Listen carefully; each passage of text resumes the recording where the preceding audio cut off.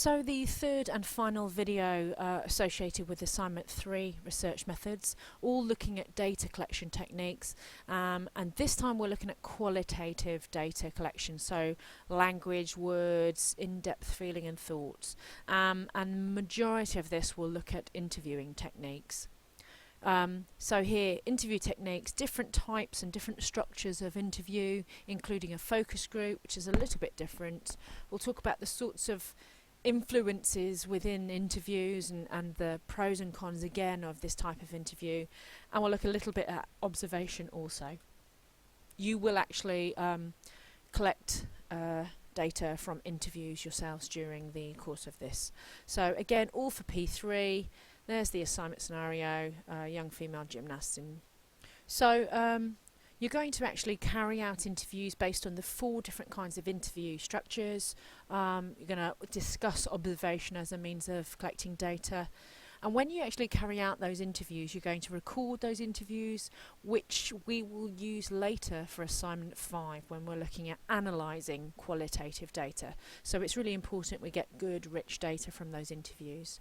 We're going to look at the advantages and disadvantages of these methods, and again, once this is done, you'll be able to add that information to your video screencast, and once your preparation is finished, you're going to make the video screencast for the assessment of assignment 3. So, different kinds of qualitative data collection techniques. Interviews, there are 3 different structures of those. Focus groups and observations, all of which require you to know the pros and cons of those different techniques. So let's look at the different types of interview structure.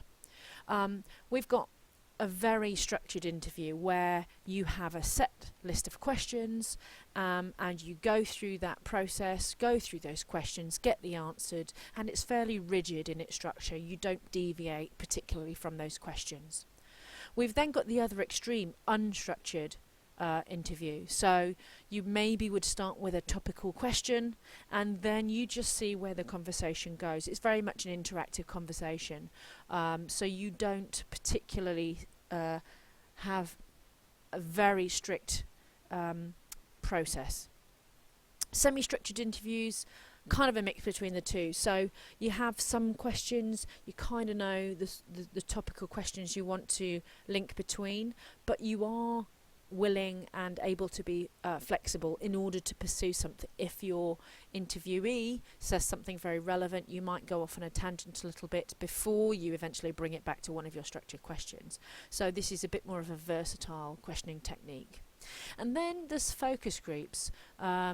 So these are, rather than one-to-one interviews, these are a group of people with an interviewer who would have some structure to their questioning, but again, probably in a semi-structured way, would respond to the participants in the group discussion and see where the conversation went. They'd have obviously some control over the questioning though, but this is a group interview down here. Things to bear in mind when you are doing interview. You obviously need, where you're using preset questions, you need sensible, relevant, understandable questions. You probably will find it very important and valuable to get a positive relationship with your interviewee, get what we call rapport, and you might spend a few minutes before you actually start firing questions at them, just having a little chat, explaining what things are all about, you know, the niceties that build up a relationship. You need a degree of guidance to the interviewee in terms of the process and what's going to go on, and sort of you might need to help support them in their answers. And perhaps better interviewers will be quite flexible, and rather than being harsh and asking very direct, blatant questions, probe gently, know when it's appropriate to pursue something and know when it's appropriate to be quite sensitive. Think very carefully about the type of questions you're asking, if you want opened or closed questions, and actually, really importantly, listen. It is about you helping the interviewee express themselves, but you need to listen to and respond to what they say, and just be then aware of the responses they give and if they are potentially biasing what they say to either make themselves look good or please you. And be mindful of yourself in terms of your potential manipulation of what you say, what you ask, to fulfill the research or what you want to get from it. A focus group, in fact we'll do this one in class I think. A focus group might have a sort of a starting point question. So here's a sort of an interesting one. Should football referees move to use video replay for decisions? And then, as we said, it would be kind of semi-structured beyond that. There would be conversation in the group, but you might have a series of questions that you might want to make sure that you include as part of that discussion and that focus group interview. So, advantages and disadvantages. Interviews, you can obviously match the type of interview that you choose to use to the situation or to the person or to the sensitivity of the topic that you're discussing. It's really valuable because you get rich quality data from the people using their own language, their own words, and expressing their own feelings and opinions and attitudes, and that really is the essential heart of qualitative data.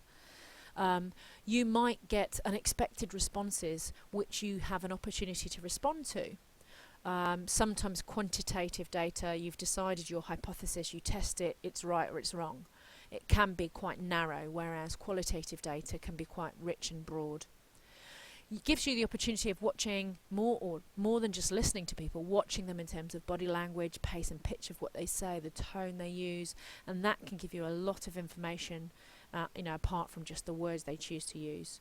And as I've said already, data can be very rich and meaningful, give you insight into feelings. But it can be very slow and time consuming. Numbers often in a sample size of qualitative research would be much smaller than quantitative.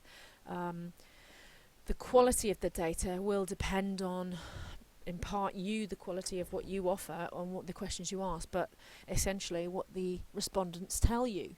So if somebody is quite limited in their responses, you don't get any great understanding or any great rich data. And as we said already, we can be at risk of researcher bias and demand characteristics, trying to please you. So, observations. You won't do any qualitative observations, but just so that you know and you can talk about them. If you were within an activity or group and observing behaviours, then it would be participant observation. If you were stood on the sideline or very much outside the activity or the group looking in, that would be non-participant observation. And again, we've got pros and cons. So advantages of observations is they can be quite instantaneous. You see something, you can make recognition automatically, and more than often they'll be in natural settings in this sort of form of a field experiment. You might recognise behaviours, as I said, the unexpected thing that you didn't expect to see, which can be quite informative. And you might see something that this person in an interview might not want to talk about or might not want to disclose, so it can be quite enlightening. But if you are observing somebody and they're perhaps not aware of this, i.e. you are in it's covert observation, there's potentially some ethical, is it right or wrong to do that if they don't know they're being observed? And if they do know they're being observed, could that just influence them and change their responses anyway? So it's a bit, uncertain in terms of whether they should or shouldn't know. People can express things, and when you transcribe your interviews at some point, you might not understand what they meant or might not have got full meaning from them.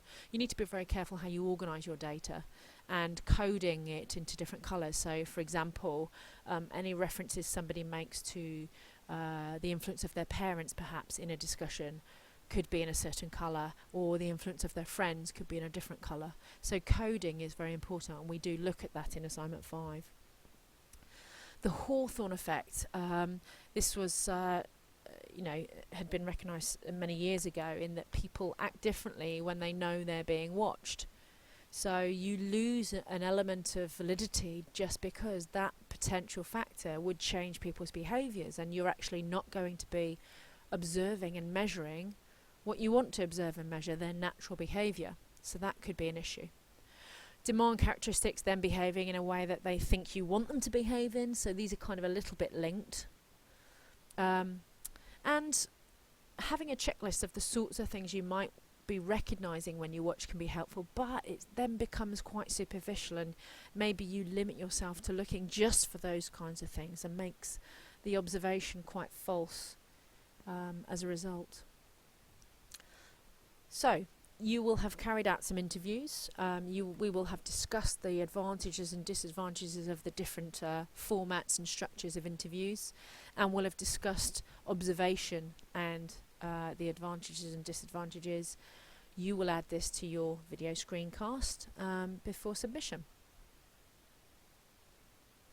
So again, finally, just to link what we've discussed there to the assignment brief itself, and the questions that you're going to have to write and produce yourself for the interview that you've been allocated, because you'll be told to interview in the style of unstructured or semi-structured or structured or a focus group.